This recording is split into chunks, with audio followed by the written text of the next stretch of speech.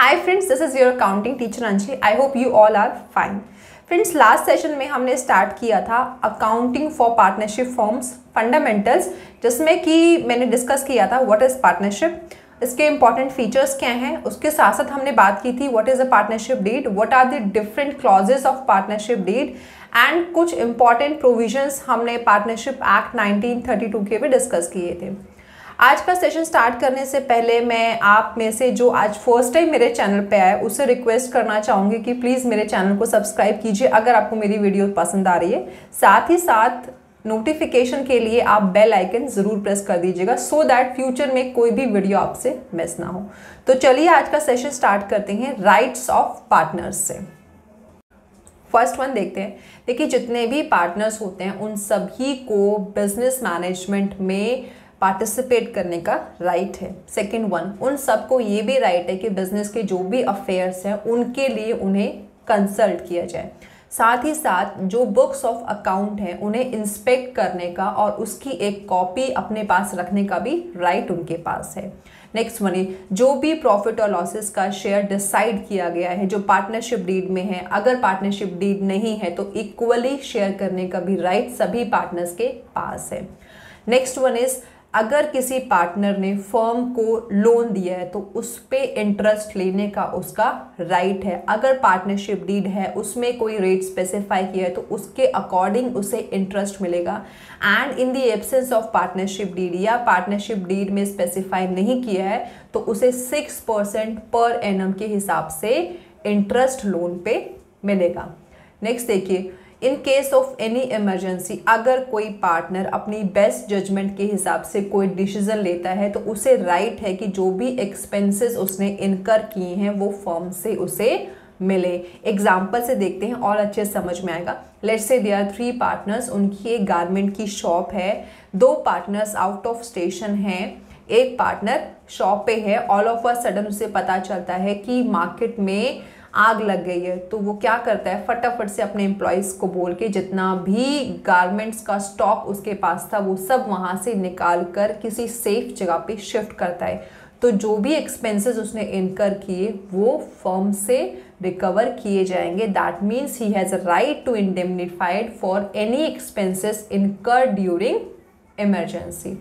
Next देखिए, every partner has a right to not allow the admission of a new partner। अगर 3 partners हैं, 2 partners चाहते हैं कि एक नए पार्टनर को फर्म में लाया जाए but the third partner is not agreeing for this, तो उस नए पार्टनर को एडमिशन नहीं मिलेगा। उसके बाद लास्ट देखिए, अगर किसी पार्टनर को फर्म से रिटायर होना है, अब वो उस फर्म के साथ काम नहीं करना चाहता तो उसे पूरा राइट है कि वो प्रॉपर नोटिस देके उस फर्म से रिटायर हो सकता है। अब देखते हैं what are the different liabilities of partners. सबसे पहली लायबिलिटी है, एग्जाम्पल से समझाती हूँ थोड़ा ज़्यादा अच्छे समझ में आएगी। देखिए, एक पार्टनर है, इसे पुराने वाला ही केस लेते हैं। वो गारमेंट की जो उसकी है शॉप है उसमें पार्टनर है, साथ ही साथ उसने अपने नाम से भी एक गारमेंट की शॉप खोली हुई है। तो जो भी उसे उस गारमेंट की शॉप से प्रॉफिट हो रहा है वो प्रॉफिट उसे अपनी पार्टनरशिप फर्म को देना पड़ेगा। इट मीन्स कि अगर आप सेम वही बिजनेस करते हैं जिस फर्म में जिस बिजनेस में आप पार्टनर हैं तो जो भी आपको प्रॉफिट हो रहा है वो आपको पार्टनरशिप फर्म को देना होगा।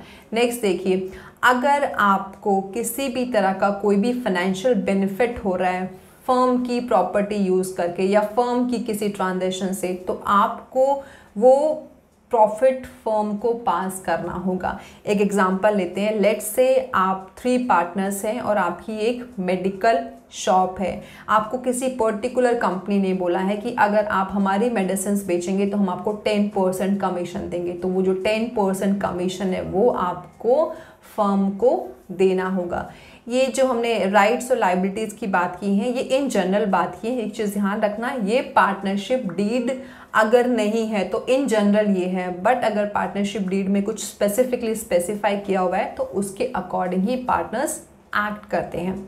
आई होप आपको ये थ्योरी अच्छे से समझ में आ गई हो, बट इसको और अच्छे से समझने के लिए मैं आपको कुछ छोटे छोटे इसके क्वेश्चंस बता देती हूँ टीएस ग्रेवाल के, सो दैट आपको ये और अच्छे से क्लियर हो और आपके इसमें कोई भी डाउट्स ना हो। तो चलिए क्वेश्चन नंबर 1 के साथ स्टार्ट करते हैं।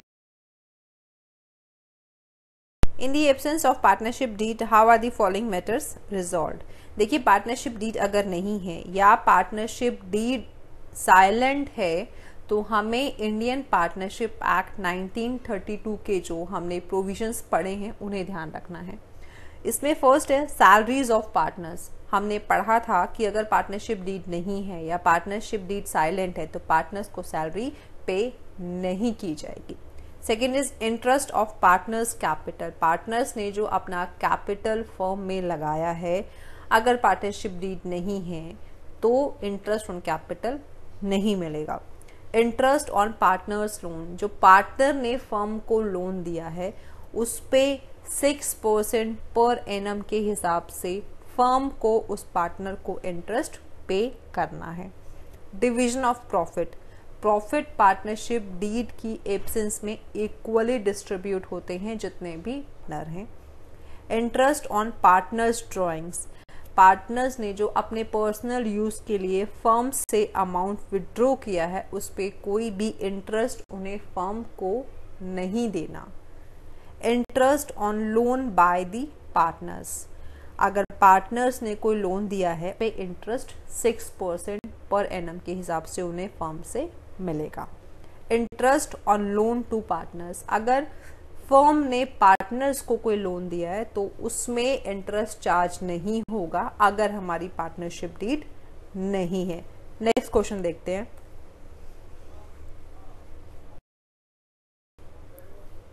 P used 20,000 belonging to the firm and earned a profit of rupees 5,000. Q and R want the amount to be given to the firm.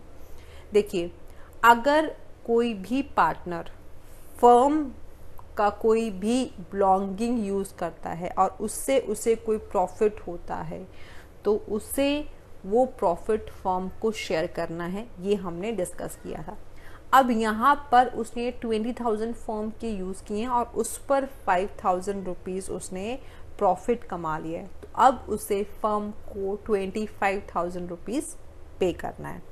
Next is Q used 5,000 belonging to the firm and incurred a loss of rupees 1,000. He wants the firm to bear the loss. नहीं, firm उस loss को beer नहीं करेगी, but Q को वो 5,000 rupees firm को वापस करने हैं। नेक्स्ट देखिए, P and Q want to purchase goods from A Limited. R does not agree. देखिए जब गुड्स परचेज करने की बात आती है और कोई एक पार्टनर एग्री नहीं है तो भी वो गुड्स परचेज कर सकती हैं। नेक्स्ट देखिए, Q and R want to admit C as a partner. P does not agree.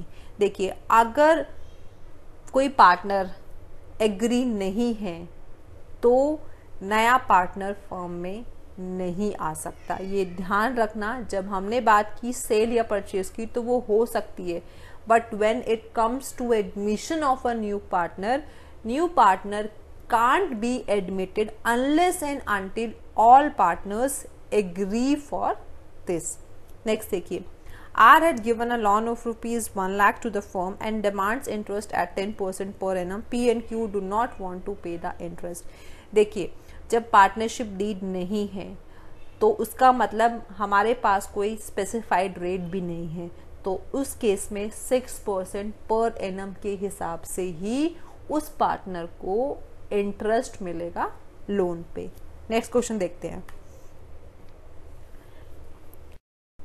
A, B and C are partners in a firm. They do not have a partnership deed. At the end of the first year of the business, they face the following issues. इसीलिए बोलते हैं कि partnership कभी भी अगर कर रहे हैं तो आपके पास पार्टनरशिप डीड होनी चाहिए, बिकॉज कल को किसके मन में क्या है या कल को क्या डिफरेंसेस आ सकते हैं वो आपको आज नहीं पता। तो कभी भी अगर आपके नोन में आपसे कोई पूछता है बीइंग फ्रॉम कॉमर्स बैकग्राउंड कि हम पार्टनरशिप करना चाहते हैं, तो ऑलवेज सजेस्ट कि पार्टनरशिप डीड होनी चाहिए, चाहे वो दो भाइयों में ही हो या माता पिता में हो या फिर दो सिबलिंग्स में हो, कुछ भी हो, पार्टनरशिप डीड इज मस्ट। देखिए हमने पहले भी पढ़ा है, ज़रूरी नहीं है कि आप पार्टनरशिप डीड बनाएं, but to safeguard your interest आप बना लें तो बहुत अच्छा है। इसमें फर्स्ट केस देखिए, A wants that interest on capital should be allowed to the partners but B and C do not agree. Interest on capital allow नहीं होगा, ठीक है, इंटरेस्ट ऑन कैपिटल नहीं दिया जाएगा अगर पार्टनरशिप डीड नहीं है, ठीक है। नेक्स्ट देखिए, B wants that the partner should be allowed to draw salary but A and C don't agree. Salary हमें पता है नहीं दी जाएगी अगर पार्टनरशिप डीड नहीं है या फिर सभी पार्टनर्स उस चीज के लिए म्यूचुअली एग्री नहीं है, उसमें कोई एग्रीमेंट उनके बीच में नहीं है। A and B want that C should pay interest on loan given to him by the firm but C does not agree। देखिए अगर आपने फर्म से कोई लोन लिया है, पार्टनरशिप डीड नहीं है, तो आप उस पे इंटरेस्ट पे नहीं करेंगे और बाकी कोई आपको फोर्स नहीं कर सकता। वाई? बिकॉज ये प्रोविजंस इंडियन पार्टनरशिप एक्ट 1932 के अकॉर्डिंग है। नेक्स्ट है, A and B having contributed larger amounts of capital desired that the profit should be distributed in the ratio of their capital contribution but C doesn't agree। ये भी हमें पता है कि अगर पार्टनरशिप डीड नहीं है तो प्रॉफिट्स या लॉसेस इक्वल ही शेयर होंगे जितने भी पार्टनर्स हैं उन सभी के बीच में। नेक्स्ट क्वेश्चन देखिए, both Sarkar and Chatterjee are partners in a firm and do not have a partnership deed. Both introduced further capital of rupees 2 lakh on 1st October 2019, whereas Chatterjee took a loan of rupees 50,000 from the firm on 1st October 2019. Disputes have arisen among them on the following issues. The first one is, both demands interest at 10% per annum on 2 lakh being his extra capital। देखिए आपने extra capital अगर लगा भी दिया है तो भी आपको उस पर इंटरेस्ट नहीं मिलेगा। Next is, Sarkar desire that his son Deep should be allowed as partner and he will give him half of his share. Bose and Chatterjee do not agree. अभी हमने पीछे वाले क्वेश्चन में भी डिस्कस किया है, नया पार्टनर तब तक एडमिट नहीं हो सकता जब तक कि बाकी पार्टनर्स की उसमें रजामंदी ना हो। आगे देखिए, Sarkar are of the view that Chatterjee should be charged interest on loan from the firm at the lending rate of the bank which is 12% per annum। नहीं, अगर फर्म से कोई लोन लिया है तो इस पे इंटरेस्ट उसे पे करने की ज़रूरत नहीं है।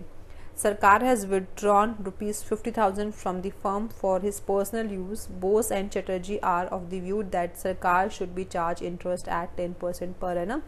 Interest on drawings will not be charged as per Indian partnership act 1932 की जो इंपॉर्टेंट प्रोविजंस हमने डिस्कस किए। नेक्स्ट क्वेश्चन देखिए, Harshad and Dhiman are in partnership since 1st April 2019. No partnership agreement was made. They contributed 4 lakh and 1 lakh respectively as capitals. In addition, Harshad had given loan of rupees 1 lakh to the firm on 1st October. Due to long illness, Harshad could not participate in business activities from 1st August 2019 to 30th September 2019. Profit for the year ended 31st March 20 was 1,80,000. Disputes have arisen between Harshad and Dhiman। क्या क्या cases हैं देखिए। First is Harshad का claim, he should be given interest eight 10% on capital and loan interest on capital will not be given. हमने पहले भी discuss किया है, पार्टनरशिप डीड नहीं है तो इंटरेस्ट ऑन कैपिटल नहीं होगा, बट इंटरेस्ट ऑन लोन उसे मिलेगा एट 6% पर एनम के हिसाब से। नेक्स्ट, उसका profit should be distributed in the ratio of capital. No, profit will be distributed equally. Dhiman का क्लेम देखिए, profit should be distributed equally. Yes, he is correct, profit जो है वो equally ही distribute किया जाएगा। नेक्स्ट है, he should be allowed rupees 2,000 per month as remuneration for the period he manage the business in the absence of Harshad. No, कोई भी remuneration उसको नहीं दिया जाएगा। आगे देखिए, interest on capital and loan should be allowed at 6% per annum. देखिए interest on capital तो नहीं दिया जाएगा, बट इंटरेस्ट ऑन लोन, वो वाला लोन जो कि इंडिविजुअल ने फर्म को दिया है, पार्टनर ने फर्म को दिया है, उस पे 6% पर एनम के हिसाब से इंटरेस्ट उस पार्टनर को फर्म से मिलेगा। नेक्स्ट क्वेश्चन देखते हैं। A and B are partners since 1st April 2019 without a partnership deed, and they introduced capital of rupees 35,000 and 20,000 respectively. On 1st October 2019, A gave loan of rupees 8,000 to the firm without any agreement as to interest. Profit and loss account for the year ended 31st March 20 shows a profit of rupees 15,000, but the partners cannot agree on payment of interest and on the basis of division of profit. ठीक है, अब दोनों में obviously dispute होना ही है, because कुछ भी agreement नहीं है। हमें क्या करना है, हमें बताना है कि कितना प्रॉफिट किसको मिलेगा। देखिए हमें पता है कि interest on capital interest on loan जो होता है वो चार्ज अगेंस्ट प्रॉफिट होता है। दैट मीन्स जो डिविजिबल प्रॉफिट है उसमें से पहले हमें इंटरेस्ट ऑन लोन को माइनस करना पड़ेगा। तो यहाँ पर 8,000 है, तो 8,000 पे आपको कैलकुलेट करना है 6% के हिसाब से 6 मंथ्स का। 6 मंथ्स का क्यों करना है, बिकॉज 6% पर एनम होता है, और यहाँ पर जो लोन उसने फर्म को दिया वो दिया 1 अक्टूबर 2019। सो 8,000 का जब हम 6% के हिसाब से 6 मंथ्स का निकालेंगे तो वो निकल कर आएगा 240।